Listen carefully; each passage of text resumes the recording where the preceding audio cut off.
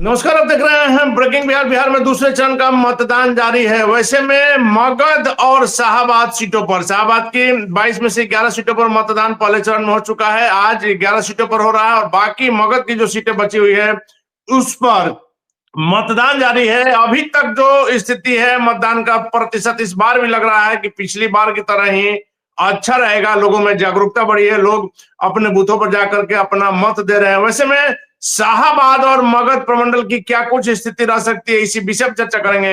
हमारे साथ बिहार की राजनीति के जानकार सुमन कुमार जुड़े हुए हैं। सुमन जी, क्या कुछ कहिएगा खास करके शाहाबाद और मगध प्रमंडल में?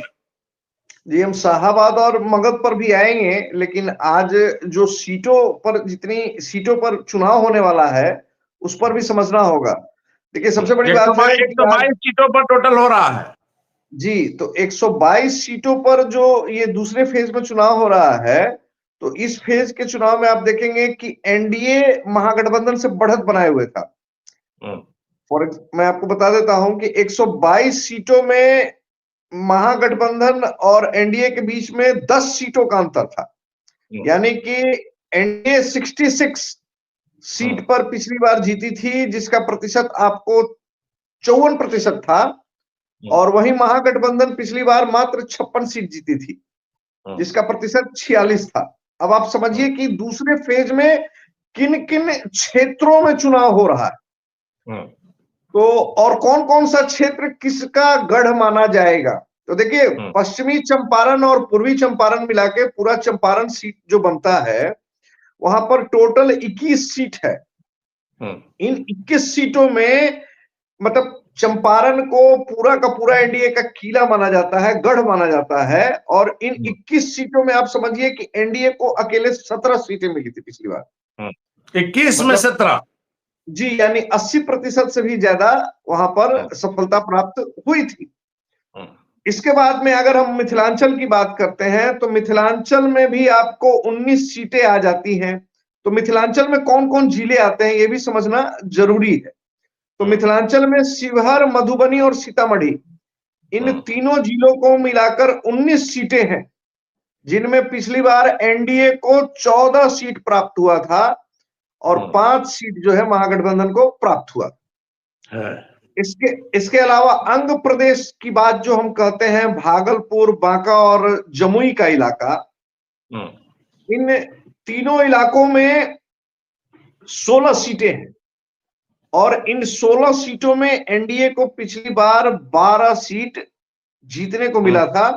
3 निर्दलीय, हाँ, 3 महागठबंधन के जीते थे और एक निर्दलीय सुमित सिंह चकाई वाले, याद होगा आपको। तो ये भी आपको एनडीए का गढ़ माना जाता था। इसके बाद में अगर आप करते हैं बात सीमांचल की, तो सीमांचल में पूर्णिया, कटिहार, अररिया और किशनगंज, जहां पर सबसे ज्यादा मुस्लिम आबादी है, और अगर ढंग से बात करें तो वहां पर एनडीए को सबसे ज्यादा कमजोर होना चाहिए। टोटल 24 सीट है सीमांचल के इलाके में, और सीमांचल का जो इलाका है, इन 24 सीटों में पिछली बार 12 सीट पर एनडीए जीती। देखिए, बात समझिए, जहां पर मुस्लिम आबादी बहुत ज्यादा है वहां पर एनडीए 12 यानी आधी सीटों पर कब्जा करता है, और महागठबंधन को 5 सीट प्राप्त हुआ था, 5 या 6 हुआ था, थोड़ा सा कंफ्यूजन। लेकिन एआईएम, देखिए, एआईएम ने वहां बहुत बड़ी ताकत के रूप में अपने आप को निकाला था, और आप सभी को मालूम है। कराया था जी। जी हाँ, जी हाँ, जिस एआईएम के 5 विधायकों को बाद में तोड़ने का काम आरजेडी ने किया था, ये भी सबको याद हो।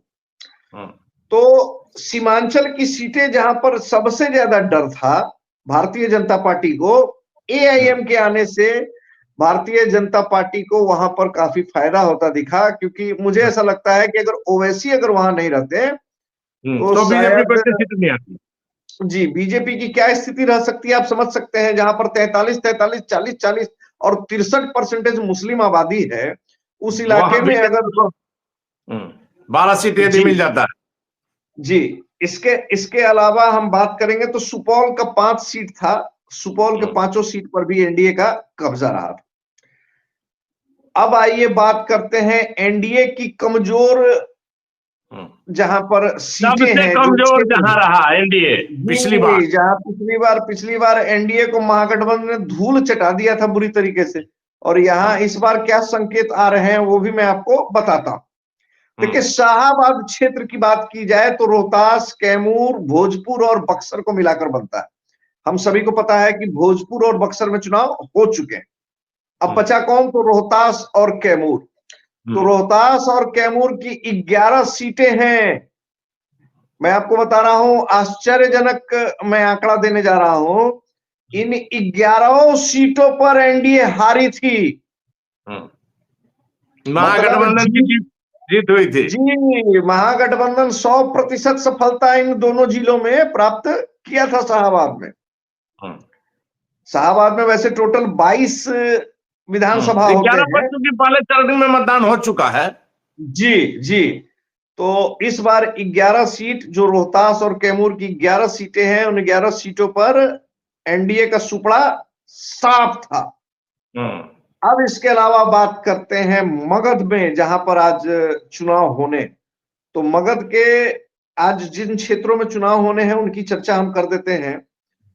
तो जहानाबाद, चुनाव हो रहा है कंटिन्यू, अभी मतदान चल रहा है। जहां हो रहा है, होने हैं, अभी बाकी है 6 बजे तक, वो हम करें। जहानाबाद, गया, अरवल, नवादा, औरंगाबाद, ये 5 जिलों में आज चुनाव है। इन 5 जिलों की 26 विधानसभा सीटों का अगर आप बात करते हैं तो 2020 में मात्र 6 सीट पर एनडीए जीती थी। मात्र 6 सीट, वहां भी जीतन राम मांझी इज्जत बचाने का काम किए थे। और बाकी शाहाबाद और मगध में एनडीए को पिछली बार बहुत तेज झटका लगा था। जी बिल्कुल, बहुत तेज झटका लगा था, और ये जोर का झटका धीरे से नहीं, जोर का झटका बहुत जोरों से लगा था।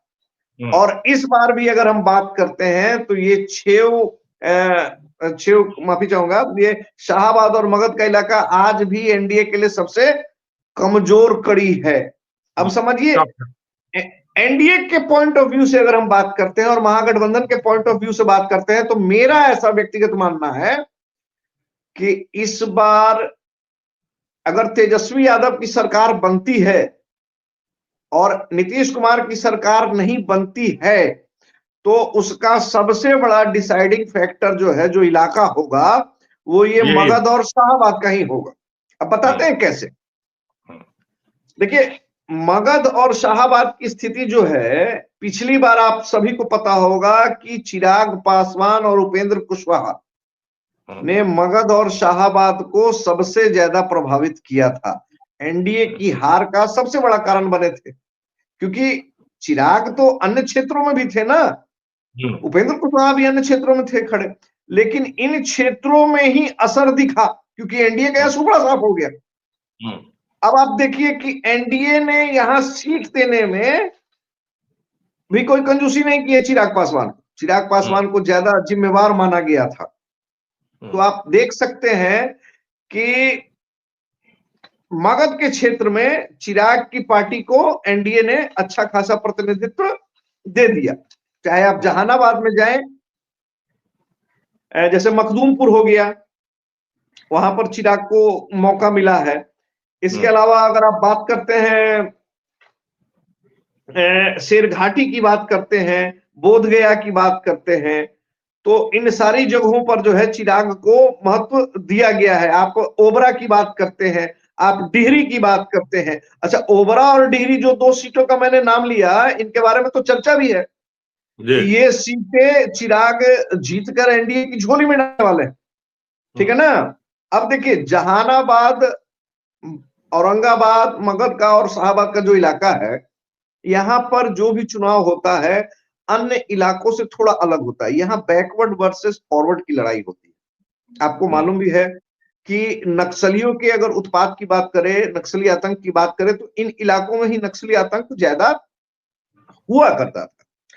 और यहाँ पर आरजेडी का गठबंधन माले से है। देखिए आरजेडी, कांग्रेस और माले, ये तीनों मिलकर पूरे बिहार में अगर सबसे ज्यादा अगर कहीं मजबूत है ना, तो वो मगध और शाहाबाद में ही है। जी। मैं आपको बता देता हूं कि आरजेडी इतना ज्यादा ही लोग मजबूत हो गया है क्योंकि लगातार ये बातें आती हैं। देखिए महागठबंधन कहने के लिए तो बहुत, हर पार्टी में 4-5 पार्टी, मतलब हर गठबंधन में 4-5 दल है, लेकिन माले एक ऐसा दल है ना कि इसके जो कैडर होते हैं, देखिए जमीन पर जो लोग काम कर रहे हैं, ग्राउंड पर जो रिपोर्टिंग कर रहे हैं, उनको पता होगा कि महागठबंधन में माले एक ऐसा दल है जो अपने वोटरों को 100% दूसरे अपने सहयोगियों में वोट ट्रांसफर कराने की क्षमता रखता। इसके अलावा अगर आप बात करें जीतन राम मांझी की, लोजपा चिराग पासवान की, या भारतीय जनता पार्टी और नीतीश कुमार की भी अगर आप बात करते हैं ना, तेजस्वी की भी बात करते हैं, तो इन किसी की क्षमता नहीं है कि अपने 100% वोटों को ट्रांसफर करवा सके। माने जी, और गरीबों और शोषितों की पार्टी है। देखिए उसके उनके लोगों के पास में बस एक ही विचारधारा होती है कि हमें कैडर ने ये कहा है, हमें कमांडर ने ये कहा है, हमारे हमारे जो नेता है उन्होंने ये कहा। अब उसके बाद वो दिमाग नहीं लगाते, उसके बाद में वो सीधा मतलब दिल लगा लेते। तो मैं आपको बता रहा हूं, जो आज 11 सीटें जहां पर चुनाव हो रही हैं शाहाबाद की और मगध की जो सीटें हो रही हैं, इन सीटों में मैं अपना व्यक्तिगत जो सर्वे कर रहा हूं, देखिए 6 बजे तक तो हमें कुछ बोलना नहीं है, हालांकि हम इन सारी चीजों की गरिमा का अपना ख्याल रख रहे हैं और लगातार जिस तरीके से लोग एग्जिट पोल चला रहे हैं और बहुत सारी चीजें बात बता रहे हैं, हम उन तथ्यों पर नहीं जाएंगे। हम शाम 6 बजे के बाद में इन इलाकों के बारे में विस्तृत चर्चा करेंगे। लेकिन अभी जो तत्काल में इतना ही कहूंगा कि पिछली बार जो स्थिति थी और इस बार जो स्थिति रहेगी, इसमें बहुत बड़ा परिवर्तन दिखेगा। अब बहुत बड़ा परिवर्तन ये भी हो सकता है कि जो शाहाबाद के 11 क्षेत्र में एनडीए साफ हो गया था, तो क्या जहानाबाद और मगध के क्षेत्र में भी एनडीए इस बार पूरा साफ होगा या तस्वीर इसके उलट होगी? इन सारी चीजों को हम अपने दर्शकों पर छोड़ देते हैं और शाम 6 बजे तक का इंतजार करते हैं।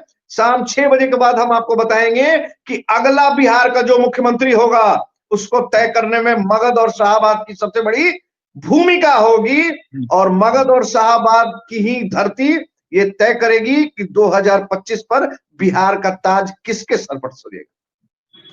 देखिए, तो अभी बिहार में दूसरे चरण की 122 सीटों पर मतदान चल रहा है। आपको हमने पूरा समीकरण बताया, लेकिन खास करके मगध और शाहाबाद में जो स्थिति है, पिछले बार 2020 के चुनाव में जिस प्रकार से एनडीए यहाँ कमजोर साबित हुआ था, महागठबंधन की ताकत नजर आई थी, वैसे में इस बार क्या कुछ तस्वीर होगी? क्योंकि यही 2 क्षेत्र है, 2 प्रमंडल है जहां यदि मजबूती इस बार आती है तो एनडीए की सरकार बननी तय है, नहीं तो तेजस्वी यादव भी अपनी सरकार बना सकते हैं। वैसे में क्या कुछ होगी तस्वीर, आपको क्लियर बताएंगे 6 बजे के बाद। फिलहाल बन रहे हैं ब्रेकिंग न्यूज।